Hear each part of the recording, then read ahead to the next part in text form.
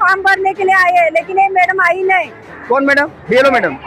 नियति मैडम 2 दिन से हाँ। काम छोड़ के सुबह से शाम तक यहीं? सुबह से शाम तक इधर है, खाना भी खाए नहीं। सुबह हम लोग 9:30 बजे से यहाँ बैठे हैं, बोले कल हम लोग 10 बजे तक आते हैं, क्यों नहीं आई हो? बीएलओ आपके दरवाजे पे कभी आए थे? नहीं आए। आपको मालूम है कि बीएलओ का नियम ये है कि उनको घर पे जाके एसआईआर करना है, आपको यहाँ के नहीं? लेकिन आए नहीं तो क्या करने का, आए नहीं वो लोग। आपको बुलाया कौन? हाँ, हम लोग जून तक बीएलओ को बताया गया था कि वो घर घर जाके एसआईआर करेंगे, तो फिर ये कैंप लगाने की जो विकल्प चुना है, ये आपने अपनी तरफ से चुना है या फिर प्रशासन की तरफ से दिया गया निर्णय? नहीं, हम लोग ने नहीं चुना है। एक्चुअली हम लोग घर घर घूम रहे भी रहते हैं, बट तकलीफ ऐसा है कि मेरे यहाँ पे है ना, एक जो वोटर है वो अपना वसे फाटा, उसमें भी अंदर जो गलियां है वहाँ पे है। दूसरा वोटर मेरा धानी बाग में है, ठीक है। उसके बाद में तीसरा वोटर मेरा ये डोंगरपाड़ा में है। ऐसे नियर अबाउट मेरे पास 987 वोटर्स है।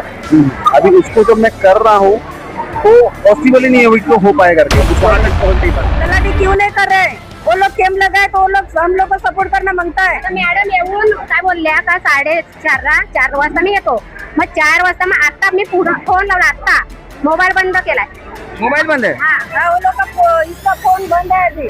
फोन आना है, परत जायला गेला विरार वरून येतात, कालपासून येतात। भाडा फुकट जातो का नाही? सच्चाई की आवाज अब और बुलंद। Inquilab news live, the social media news platform, हर मुद्दे पर सीधी बात, बिना डर बिना दबाव। इंकलाब। नमस्कार दोस्तों, आप देख रहे हैं इंकलाब न्यूज लाइव में फारूक शाह। और एसआईआर को लेकर जो सरगर्मियां थी वो वसई विरार के फिलहाल तक पहुंच चुकी है। हमारे पीछे देख सकते हैं आप, सैकड़ों की संख्या में बीएलओ के साथ आम जनता लगी हुई है और एसआईआर के प्रोसेस में लोग अपने अपने फॉर्म भरने की तैयारी में है। यहाँ के स्थानीय लोग कुछ हमारे साथ में हैं, इनसे जानेंगे कि एसआईआर का प्रोग्राम ये जो आयोजन किया गया है कब, कैसे और कब तक रहेगा। क्या नाम है आपका? मेरा नाम आमिर देशमुख है। ये जो एसआईआर का प्रोग्राम किया गया है, कैंप लगाया गया है, इस कैंप का आयोजन कब से है और कब तक रहेगा? ये कैंप जो है तो 8 जुलाई से लगा हुआ है। 8 जुलाई से ये चलेगा, 18 जुलाई तक कैंप चलेगा। और ये कैंप जो है तो इसमें बहुत सारे लोग परेशान थे कि जिनको एसआरआई के लिए लोगों को इधर उधर दौड़ भाग करना पड़ रही थी और बीएलओ फोन उठाते नहीं थे। फोन नहीं उठाने की वजह से बहुत सारे लोग हमारे पास आके बोल रहे थे कि हमारा फोन उठा नहीं रहे बीएलओ, हमको बहुत सारी तकलीफ भी हो रही है। जिसके लिए फिर मैंने ये सोचा कि अपने को यहाँ पे पेलार के अंदर कैंप लगाना चाहिए। इसके लिए फिर मैं ये हॉल वाले से बात किया, इनकी भी बहुत बड़ी मेहरबानी है, जिनका ये हॉल है, सोहेल भाई ने मुझे बोला कि ठीक है मैं हॉल का इंतजाम करता हूँ, आप बाकी का इंतजाम करो। फिर मैंने मेरे जो वरिष्ठ है ऑफिसर लोग हैं उनसे मैंने बात करके ये कैंप रखा हूँ। और ये कैंप में यही है, 8 तारीख से 18 तारीख तक ये कैंप चलेगा। और मैं तमाम लोगों से यही बोलूंगा कि ज्यादा से ज्यादा लोग ये कैंप में आकर अपना अपना ये जो फॉर्म है इसको फिलअप करे और वोटिंग का जो अधिकार है वो कंटिन्यू बना रहेगा। अगर आप फॉर्म फिलअप नहीं करोगे तो आपका वोट का अधिकार खत्म हो जाएगा। एक बहुत बड़ी बात आपने कह दी कि बीएलओ फोन नहीं उठा रहे थे, उन्होंने ही बताया और उन्होंने अपनी समस्या भी बताई कि हम फोन नहीं उठा पा रहे हैं। ऐसे में बीएलओ के लिए जीआर में है कि इनको घर घर जाके एसआईआर करना था, तो बीएलओ घर घर नहीं पहुंच सके, तो ये वैकल्पिक विचार जो आया ये क्या प्रशासन की तरफ से आया या आपने स्वयं इसी जिम्मेदारी ली? नहीं, इसमें कैसा था, बहुत सारे बीएलओ भी हमारे पास आए और बीएलओ ने बोले कि भाई एक नॉर्मल बीएलओ जो है ना आंगनवाड़ी सेविका है और उसके बाद 2000 फॉर्म का गट्टा दिया गया है, वो 2000 फॉर्म का गट्टा उठा के सर पे काम घूमेगी। और दूसरी बात ये है कि वो बीएलओ ये फॉर्म लेकर एक फॉर्म जो है, तो अभी मिसाल के तौर पर पेलार का फॉर्म है, उसका नाम उधर वाल्यू में है, तो अब एक घर यहाँ है तो एक दूसरा घर वाल्यू में है, तीसरा घर उधर टाकी पे है, चौथा घर उधर डानी तालाब पे है, तो ये एक बीएलओ कौन से कहाँ पे जाएगी। इसके लिए इनको भी तकलीफ आ रही थी बीएलओ को, तो इनके तकलीफ को देखते हुए अपन ने ये फैसला कर लिया कि यहाँ पर अपने को कैंप रखना चाहिए, इसलिए अपन ने ये कैंप रखा गया है। ये जो हमारे पीछे लोग बैठे हैं कुर्सियों पर, ये बीएलओ है? ये बीएलओ है। ये भाई आप बीएलओ हैं? आप बीएलओ हैं? हाँ।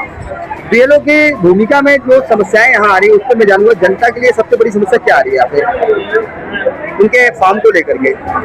उनके फॉर्म को लेकर के हाँ, जब हम लोग भर रहे हैं ना, आप भर रहे हैं? हाँ, हम लोग भर रहे हैं। उत्तर प्रदेश में जब एसआईआर हो रहा था तो खबरें आई थी बीएलओ डिप्रेशन में जाके कितने बीएलओ की मौत हो जाती थी, क्या यही स्थिति रही होगी? इसके बारे में नहीं बोल सकता मैं इसके बारे में, लेकिन यहाँ पे एसआईआर जो प्रोसेस हो रहा है वो आसानी है यहाँ पे? नहीं, तकलीफ वाला काम है। और जो कैंप के माध्यम से हो रहा है ऐसा जरूर नहीं, उसको तो फिर सबको बेनिफिट है उस चीज का।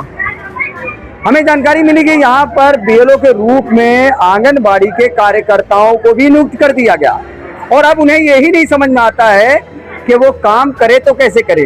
किसी ने बताया कि 5 क्लास तक पढ़ी हुई महिलाओं को आंगनवाड़ी में जॉब मिला और आंगनवाड़ी से एकाएक बीएलओ की भूमिका पर रख दी गई और एसआईआर में आपकी जांच रिपोर्ट परफेक्ट होनी चाहिए। तो जरा सोचिए कि एमबीबीएस और बीएमएस करने वाले और हाई स्कूल से इंटरमीडिएट पढ़ने वाले 1 क्लास से लेकर 8 तक क्लास में पढ़ने वाले वो लोग 5वीं क्लास के एक बीएलओ से अपना एसआईआर फॉर्म की उम्मीद कर रहे हैं कि आपने कहा बड़े बड़े गट्ठर लेकर के घूम रही हैं और आंगनबाड़ी की कार्यकर्ता। इसमें एक बीएलओ को कम से कम 800 से 2000 फॉर्म भरना है और उसमें बहुत सारे लोगों को मालूम ही नहीं है कि हमारा फॉर्म आया कहाँ पे है। ये प्रशासन की मिस्टेक है इसके अंदर। और किसी का फॉर्म आया नहीं है, किसी का यहाँ आया है तो किसी का वाल्यू में आया है, किसी का किधर आया है, तो लोग बहुत सारे परेशान हैं। और वही परेशानी को देखते हुए हमने ये कैंप का आयोजन किया है।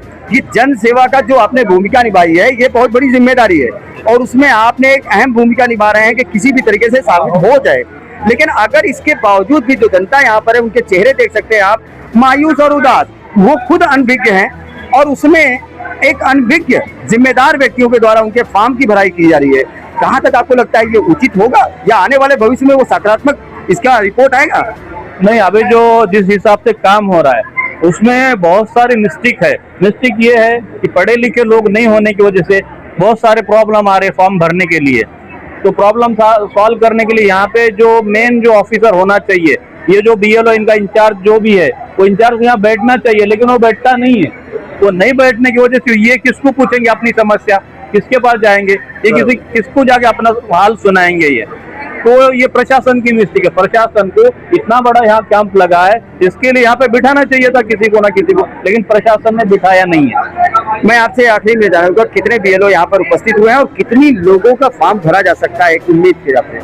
यहाँ पे 17 बीएलओ बैठे हैं। यहाँ पे 17 बीएलओ, तो 17 बीएलओ में से कभी 2 आप 4 कम रहते, कभी 3 कम रहते, कभी 2 नहीं रहते, ऐसा कम ज्यादा, लेकिन बीएलओ यहाँ पे आते हैं और बीएलओ को सुविधा यहाँ पे एक ही छत के नीचे सबको मिल रही है अच्छे से।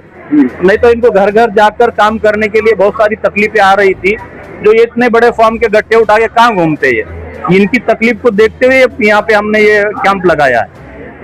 फिलहाल हमारे साथ देशमुख साहब ने जो बातें शेयर की हैं वो बातें काफी अलग हैं। ये देख सकते हैं कि वो जो जनता के काम होने चाहिए, जो बीएलओ को करना चाहिए, वहाँ यहाँ के एक आम नागरिक कर रहे हैं। मैं आपसे जानूंगा, ये आप फॉर्म भर रहे हैं, ये जो काम कर रहे हैं आप, ये बीएलओ को घर घर जाके करना था, आप खुद कर रहे हैं, तो क्या बीएलओ के तरफ से आपको आह्वान किया गया, रिक्वेस्ट किया गया या फिर आप अपनी जिम्मेदारी पे कर रहे हैं? नहीं, बीएलओ घर घर जाके महानगर पालिका ने, शासन ने आह्वान किया था, मगर बीएलओ के पास, क्योंकि हर वोटर अलग अलग जगह पे, एक वोटर ये साइड है तो एक वोटर 5 किलोमीटर दूरी पे है और बीएलओ के पास कम से कम 25 से 30 किलो का वजन है।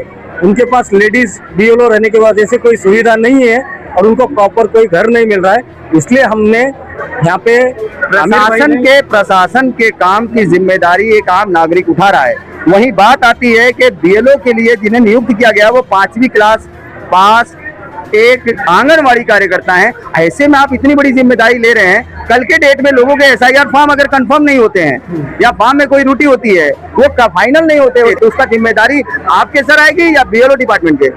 हम खाली फॉर्म, वोटर आईडी, जो आरबीजी नंबर डालकर हम उनका जो फॉर्म नंबर है वो निकाल कर देते हैं और बीएलओ से उनको मिला देते हैं। बीएलओ अपना आगे का काम कर देता है। बहुत बड़ी इतना ही करते हैं। बहुत बड़ी बात इन्होंने कही है कि एक आम नागरिक होने के नाते ये जिम्मेदारी उठा तो रहे हैं, लेकिन मैं बहुत बड़ा सवाल उठा रहा हूँ वसई विरार महानगर पालिका उन अधिकारियों से और निर्वाचन आयोग अधिकारियों से कि एसआईआर जैसे मामले को हल्के में ले रहे हैं। शादी मैरिज हॉल.com इधर उधर कहीं पे भी बैठा देते हैं, 10, 20, 25 आंगनवाड़ी वालों को उठा लेते हैं और तमाम समाज सेवियों को ये जिम्मेदारी देते हैं। लेकिन इतनी बड़ी जिम्मेदारी और उसके ऊपर 5वीं क्लास पास एक आम जनता को कोई भी एसआईआर के प्रोग्राम में शामिल होता है, ये बहुत बड़ा प्रश्न है। अगर यहाँ से हजारों की संख्या में लोगों का किसी कारणवश सही जानकारी न होने के कारण, तो उसका असल जिम्मेदार कौन होगा?